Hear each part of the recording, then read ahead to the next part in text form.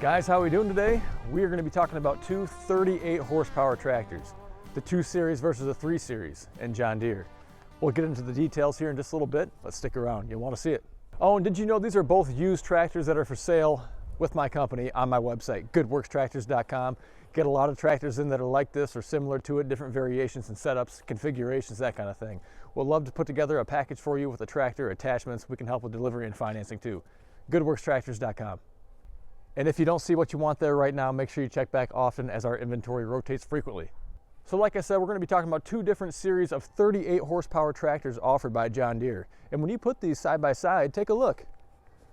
At first glance, they look really similar. So why would they make 2 different tractors and 2 different frame sizes that are so close to each other?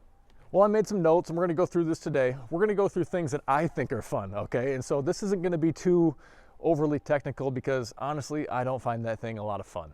I like features, I like things that are exciting to talk about that make tractors different and unique from one another. These are both going to do really the same job, okay? They're going to complete the same type of task with the same size implements for the most part. We'd all like to hear from some folks that have been using these tractors for a while. Are you a 3E owner or a 2R owner? Leave a comment below, put your user experience, you'll help us all.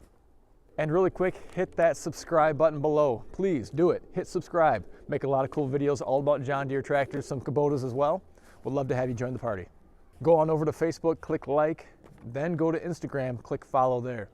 So we're gonna do a little bit of technical, a lot of fun features, some ways to make one more similar to another, and then maybe a few other random things as well. This is not gonna be all inclusive, so just the quick rundown here. We'll get you in, we'll get you out, we'll give you a good comparison side by side. So I wanna let you know what other models that this review, this comparison will include as well. So you can also include the 3032E and the 3025E along with the 3038E. On the 2R, you can also include the 2032R, but not the 2025R. That's a different animal. So these are both nominally 38 horsepower machines. They're both driving that extra horsepower over their smaller brethren with the help of a turbo. Okay, so first thing we're gonna do, we're gonna get you a little bit of dimensional information here. Not a lot, just a few of the basics.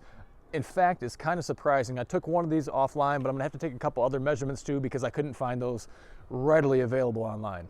Okay, so first one is gonna be the wheelbase. Okay, this is gonna be from center of the front axle to the center of the rear axle on both of these tractors. Which one do you think is longer, front to back? Because I got it backwards. So believe it or not, the 2R is actually 5 inches longer, approximately, I'm rounding here, 5 inches longer on the wheelbase than the 3E. 68 inches on the 2R, 63 inches on the 3E. So the 3-point lift capacities on both of these machines are identical at a little bit over 1,300 pounds. I think it's 1,356 pounds to be exact. So no difference there either way.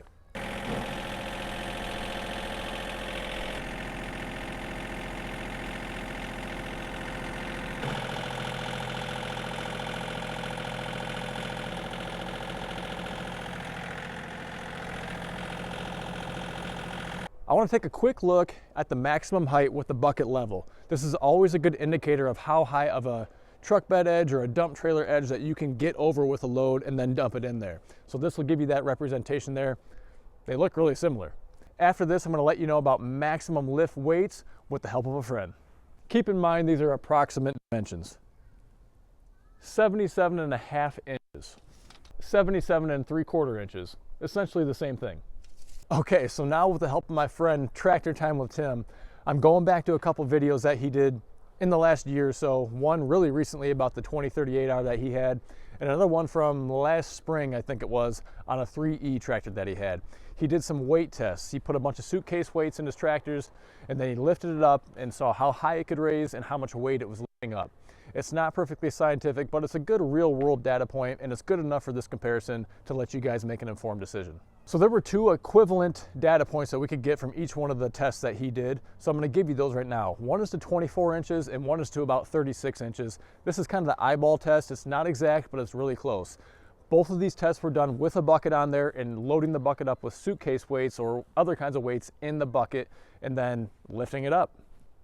So to 24 inches off the ground, so lifting the bucket 24 inches off the ground on the 2R, Tim was able to lift 1,400 pounds on the 220R loader. Same test over on the 3E, okay? His was the 3032E, doesn't matter, same hydraulic system, same everything.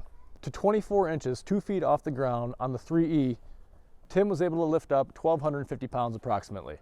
So you could actually lift more with the 2038 than with the 3E. Okay, one more comparison, a foot higher now, up to 36 inches. On the 2R, Tim was able to get 1,300 pounds with the 220R loader. Over on the 3E, to 36 inches, Tim was able to get 1,150 pounds. Again, winner's the 2R. Okay, so I want to give you an outside to outside rear tire dimension here so you can see the overall width of these tractors. So on the 2R series here, the 2032, 2038R, you're at 55 inches outside to outside of the rear tires. Okay, same measurement here, outside to outside on the 3E, 61 inches. Since they're both right here, let's see what they measure to the ROPS. 73 inches. 76 inches. Okay, and I wrote this one down too. Base weight of the 2R tractor, 2,436 pounds. Base weight of the 3E, 2,266 pounds. This weighs well over, what is that, 170 pounds more than the base weight? That's not including the loader, that's just the tractor itself of each of these. That's pretty incredible. And just for fun, so we can kind of see their stature, I'm going to give you a measurement from the ground, an eyeball test, to the top of the hood right up here, okay, on each one, the top of the green part of the hood. That way you can kind of see just how high they sit on a comparative basis. About 53 inches to the top of the hood right here. 52 inches on the 3E. You know, so price points on tractors vary a lot, especially in the used market. So all I can really do is tell you exactly what I have here and how much I have it listed for. Just know, if you're watching this in the future, prices are probably going to go up. And it depends where you're at in the country. It just depends if it's a private sale, a dealer sale. A lot of variables in there that are going to come into play. Exact configuration, options, accessories, just so many variables. So keep that in mind. So this is a 2017 2038R, 420 hours on it, a lot of factory warranty. Super nice, super clean, 60-inch auto connect mower. Obviously the 220R loader on here, you know, has these fender flares on here that are optional. I've got this at $24,999 plus tax. So this guy here, 2018 3038E, about 350 hours on it, a lot of factory warranty again. We're looking at $18,999 plus tax here.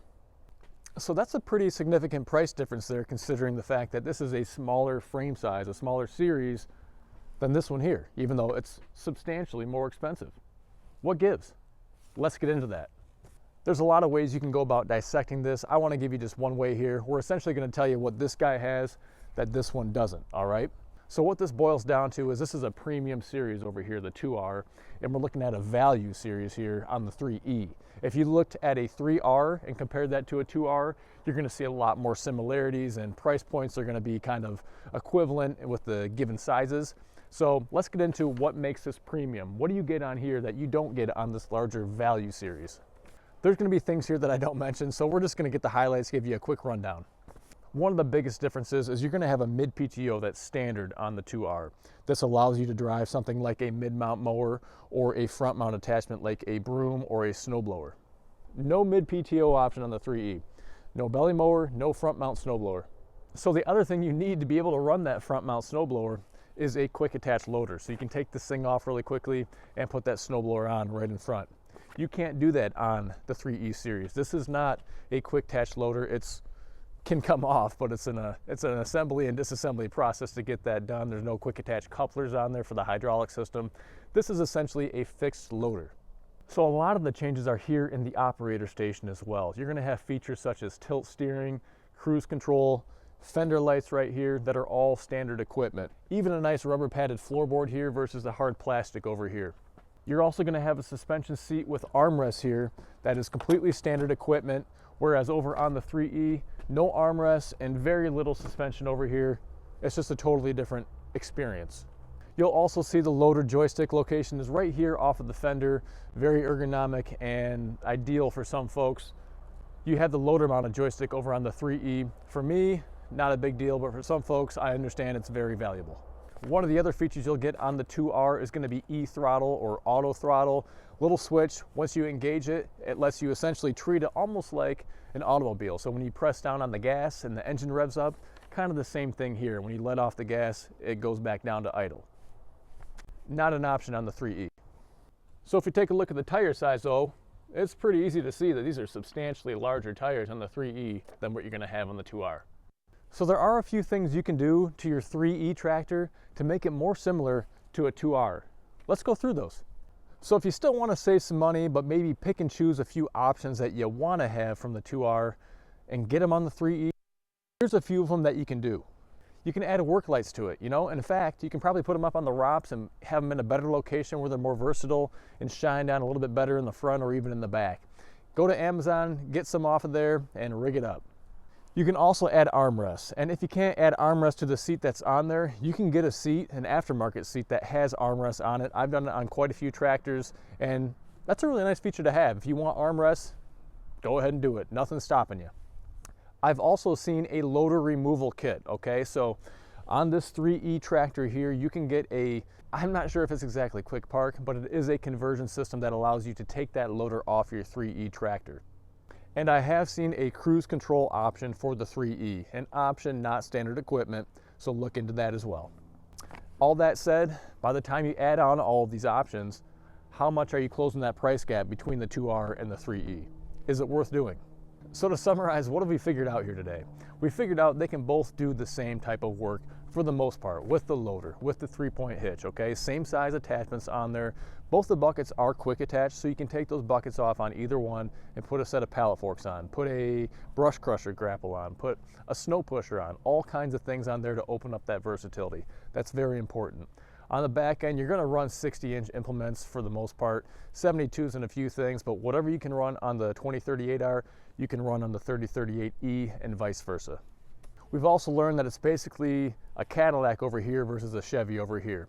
One's a more basic, standard, going to get the job done type of thing, versus the other one is plush, it's decked out, you're going to do it in style, and you're going to pay for it as well. Probably the biggest difference is the fact that you've got the mid-PTO on the 2R, it's not an option on the 3E. So if you need that mid-mount mower or you need a front-mount snowblower down the road, you got to get the 2R. The 3E is not going to cut it.